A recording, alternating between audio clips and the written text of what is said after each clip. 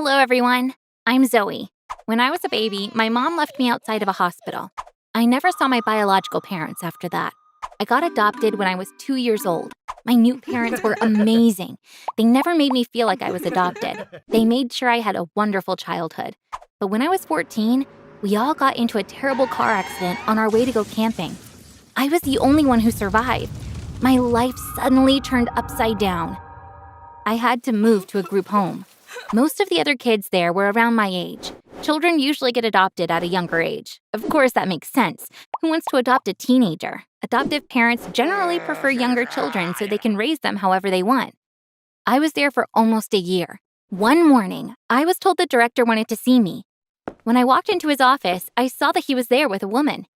She stood up abruptly when she saw me. She stared at me. She seemed surprised. Without taking her eyes off me, she said, "Mr. Brown, let's proceed with the adoption." That's when I realized this was an adoption meeting. My legs started shaking. She said, "Welcome to our family. I can't wait for you to start calling me Mom," and gave me a hug. Even though I was really excited, something about her seemed off. She was supposed to come pick me up the next day. I was waiting in the front yard with my friends. I was watching the street. All of a sudden, we heard a loud noise coming from above. We looked up and saw a helicopter. I've never seen one so close. We watched as it landed on an empty lot next to our building. Then someone got out and started running towards us. I couldn't believe my eyes when I realized that it was my new mother. In the next couple of days, I would find out that I was adopted by a billionaire family who got around the city in a helicopter and traveled elsewhere in their private jet. But because I didn't know this at the time, being picked up in a helicopter was a huge surprise. After a 30-minute flight, we arrived at a property outside of the city. It was surrounded by high walls. There was a huge mansion in the middle with various small buildings around it. A luxury car came to get me and took me to one of those small buildings. When I walked in, a woman in a maid's costume welcomed me. She was staring at my face in shock. She looked paralyzed. When I blurted out, "Is this where I'll be staying?" she collected herself. She said, "I'll show you to your room, ma'am." I followed her. She left me in the room for a few hours before coming back. "Miss Abby is waiting for you."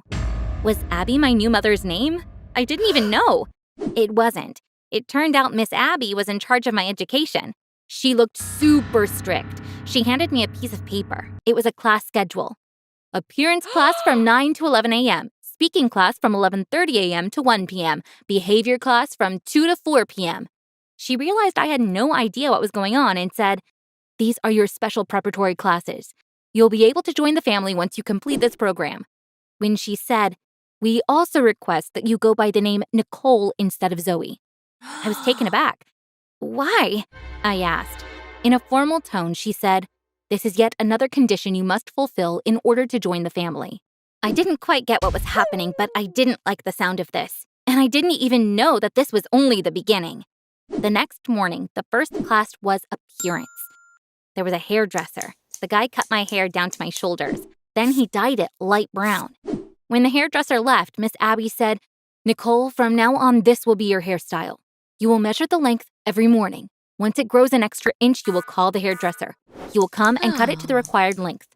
This was the most ridiculous thing I'd ever heard, but I didn't want to cause any trouble on my first day, so I kept quiet. The next class was speaking. Miss Abby gave me a handout. There were many words on it. "Nicole, memorize all these words. We want you to start using them more frequently in your daily conversations." I took a look at the sheet. It contained words like cringe, stan, bestie, pressed, vibes, cap. "Why do I need to use these?" I asked. "Nicole, please start memorizing them now. We're expecting you not to ask questions, but to do what we ask," she snapped. The third class was behavior. I learned a bunch of nonsense there as well. For example, I wasn't supposed to get up before 10 a.m., but I actually like waking up early. Even if I were to wake up early, I had to stay in bed until 10. There was another absurd rule about crying. When Miss Abby said, "You will not cry under any circumstances," I replied, "Well, I can't promise that. A person has a right to cry if they feel like it. You can't forbid it." Miss Abby frowned and said, "This is very important. You are not to cry even when you're alone." My studies went on like this for several days. I ended up focusing on the classes because honestly, there was nothing else for me to do. Miss Abby taught me a million weird things. For example, if my new father talked about work at dinner, I would have to roll my eyes and say, "Daddy, come on." I had to listen to music while I was showering, and of course, there was a list of songs I could choose from. I didn't know why, but I wasn't allowed to listen to music outside of the shower. One day at the end of class, Miss Abby said, "Nicole, I want to thank you for the effort you put into this. You have successfully completed your studies. Tomorrow you will move into your room at the main residence and live there from now on. Take this notebook. It has everything that you need to know. If you deviate from the rules, you'll move back here and we'll start studying from scratch." I was so happy to find out these classes were finally over. I'd begun thinking that this weird program would go on forever. "Can you tell me why I learned all this?" I asked. With her usual stern expression, Miss Abby said, "You'll find out soon enough." The next day, they took me to the mansion. My new room was massive and decorated in pink. I opened the closet. It was full of clothes that were mentioned in class. Was this place prepared for me? I looked around carefully. I went through everything. In the end, I figured out this room belonged to someone else, but for some reason, I had inherited it. After a while, a maid showed up. "Miss Nicole, your mother and father are expecting you at the White Hall," she said. I followed her. At the same time, I was going through the things I'd learned so that I wouldn't make a mistake. Everything in the White Hall was white. When I walked in, my new mom and dad stood up. My dad was looking at me as if he was under a spell. Then he gave me a hug and started sobbing. At the same time, he was saying, "Nicole, my sweet girl, my little daffodil, you see, we're together again." Then my mom hugged me. I was trying to understand what was happening. What did my new dad mean when he said, "You see, we're together again"? Just then, I noticed a giant painting on the wall. It was a portrait of a girl in a white dress, just as the room called for. She looked so much like me that at first glance, I thought they had commissioned a portrait of me, but of course, it wasn't me. I turned to my new mom. I asked, "Who is this?" "It's you, darling. It's your portrait. It's been hanging there for a year. Who else could it be?" she answered. I didn't understand. I looked at my new dad. "Nicole, do you want to go horse riding tomorrow morning? I missed riding with you," he said. The atmosphere in the room was so weird. I could sense that I had to do something, but I had no idea what to do. What did this all mean? Why were they acting like I had always lived in this house? I started to cry. My new mom said, "Nicole, why are you crying? Didn't Miss Abby teach you that you're not supposed to cry? You never cry." And hearing this, I began to cry even harder. "My name is not Nicole. My name is Zoe, and I'm a crier. I might even be the biggest crybaby in the world. I cry at everything. I don't understand what you're trying to do, but I'm not Nicole. I'm Zoe," I said. My new mom grabbed my arm. "Your name is Nicole. You might have been someone else in the past, but from now on, you are Nicole. Tomorrow, you're resuming your studies with Miss Abby. It looks like the program wasn't quite enough for you," she screamed. I looked at my new dad. He was crying, but he wasn't looking at me. He was looking at the painting. Then he turned to my new mom. "Leave her alone. She's not Nicole. She's not our daughter. Nicole is dead. No one can replace her. We can't bring our daughter back. You can't turn someone into Nicole just because she looks like her. Nicole is dead and no one can bring her back now," he said, and started sobbing. His wife went and hugged him for some time. They began sobbing together. 4 months passed after that night. You might be thinking that I went back to the group home. No, I'm still living with my new mom and dad because they came to my room the next morning. They admitted their mistake. They apologized to me. "Our suffering clouded our thinking. We can now see how irrational it was to try to get you to do something like that," they said. Their daughter Nicole had been diagnosed with leukemia 2 years ago. The disease had already progressed too far. The treatments didn't work, and unfortunately, Nicole passed away last year. Because they didn't have any other children, they were incredibly distraught. They were both severely depressed. They were looking for a way to deal with the situation, and that's how they came up with this crazy idea. They looked for someone who looked like Nicole in all the group homes across the country. Finally, they found me. You already know the rest. They made my hair like hers, they dressed me like her, they tried to make me speak and act like her. I know it sounds preposterous, but they wanted to turn me into Nicole. However, that evening, they finally realized this was not possible. Thanks for listening to my story. You can subscribe to this channel now to get notified about new stories.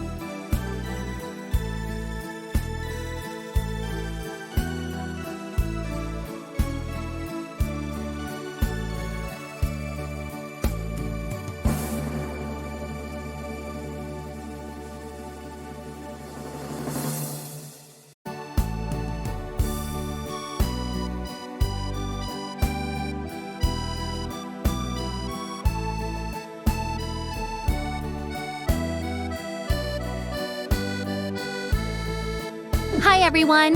Welcome to the Here's My Story channel. I'm Devin. The weirdest thing happened to me last month.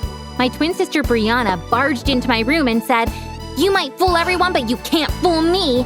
You're not my twin sister. Who are you? Why are you acting like my sister?" I stared at her, trying to see if she was joking. She looked dead serious. I said, "Brianna, are you okay? We're identical twins. We look exactly the same. Even Dad sometimes can't tell us apart. We're twins whether you like it or not." Brianna didn't seem to hear me. She said, "Look at you, still lying. But you can't fool me anymore. You're not my sister and I'm going to prove it. Everyone will know you're an imposter," and left. I was dumbfounded. Why would Brianna do something like that? No matter how much I thought about it, I couldn't come up with an explanation. It was true that we hadn't been on good terms for a few weeks. We had fought over something silly. When that happens, we usually stay away from each other. We even eat dinner at different times. Like all other siblings, there are times when we don't talk to each other, but this time it had gone on for too long. Still, it didn't make any sense for her to come and tell me, "You're not my twin and I'm going to prove it." To be honest, Brianna is not only my twin sister, she's also my best friend.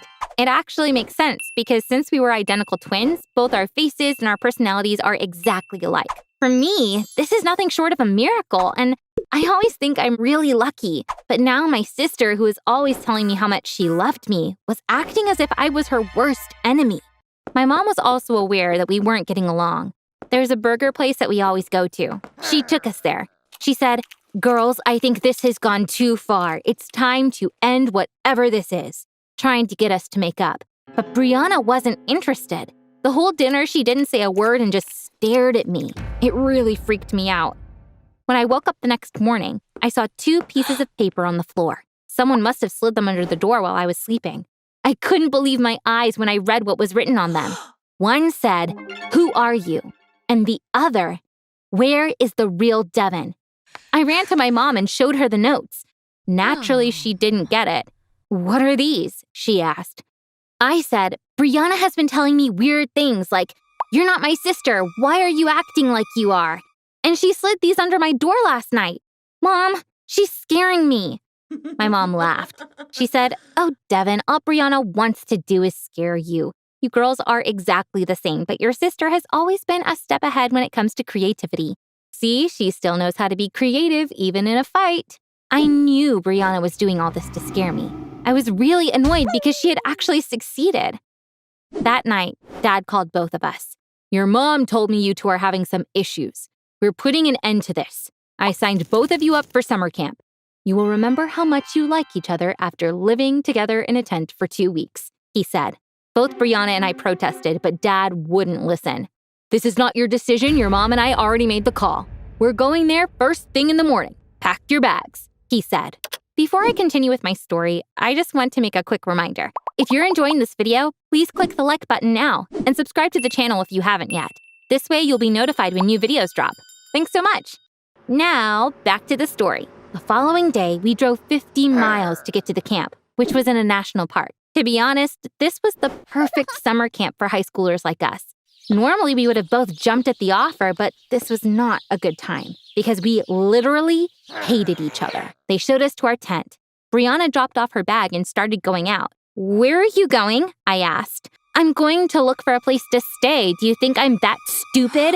I'll never stay in the same tent as you," she said. "Brianna, please cut this. You're not my twin nonsense. You're scaring me," I said. She looked at me like she was surprised. "I'm the one who needs to be scared. I'm with an imposter who's saying she's my twin sister.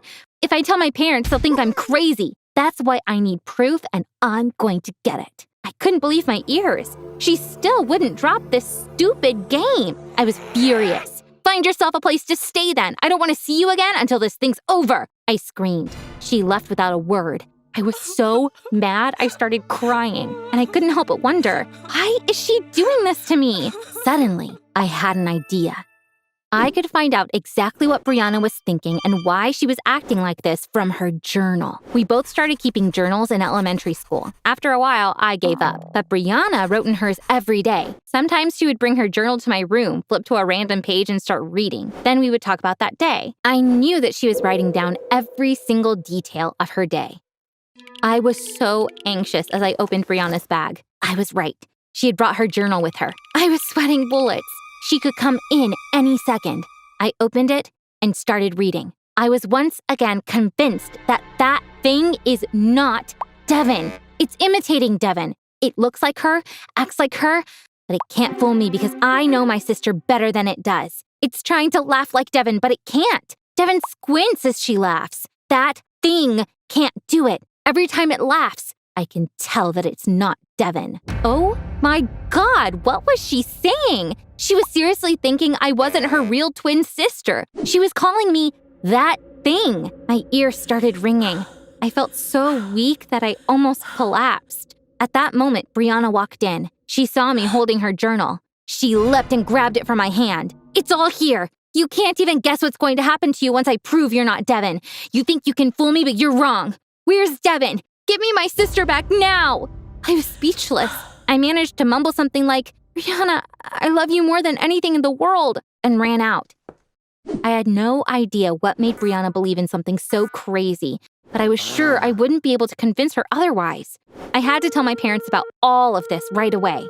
When I called them up and started telling them, they first thought Brianna had been teasing me. They even laughed. But when I started crying my heart out as I was telling the things I'd read in her journal, they realized this was serious. Nothing I'd told them made any sense, but they started getting worried. They drove to the camp. Dad said, Devin, you wait here. We'll go for a walk with Brianna. When they returned, they looked so upset. Apparently, Brianna had told them, too, that I wasn't the real Devin. Brianna kept saying, I knew you wouldn't believe me, but you will both apologize to me when you figure out this thing is not Devin. We got in the car. Everyone was quiet the whole ride home. The next morning, my parents took Brianna to a psychiatrist. I was so anxious as I waited for them to come back. We figured that Brianna must have had some kind of a mental disorder, but what was it? Why did she think I wasn't the real Devin? I was so curious to understand what was going on inside my sister's head. When they returned, both my parents looked really sad. My mom had been crying nonstop on the way back, and she could barely talk. After a while, my dad came to my room and told me what the doctor had said. Now I'm going to tell you what my dad told me and everything I found out about this on the internet. You might not believe what I'm about to tell you, but unfortunately, all of it is 100% true. According to the doctor, Brianna has a rare psychiatric disorder. It's known as the imposter syndrome. For those of you who want to look it up, the medical term for it is Capra's delusion. People who have this disorder believe that a loved one has been kidnapped and replaced by an identical imposter who's impersonating them. That's right. This is why Brianna thought I wasn't her twin sister. She believed somebody had kidnapped and replaced me with a lookalike. According to her, I'm not the real Devin. The real Devin is being held hostage in some unknown location. The person who's here is an imposter who looks just like her. I realize that all of this is hard to believe. It sounds really out there, but it is a real medical condition. You might be thinking, who do these people think their loved one is abducted by? The most common response is aliens. The cause of this syndrome is still unknown, but for whatever reason, it's more common in women. I read about a bunch of cases online. All of them were about female patients. For instance, a woman believed that her husband had been kidnapped and replaced by an imposter. In another case, a woman was convinced that it was her dog that had been abducted and replaced. Of course, I feel awful for Brianna. There's something about this that makes me even more sad. People with this disorder believe it is the person they love the most that has been kidnapped. According to one theory, they are so afraid of losing that person that the brain reacts in this way.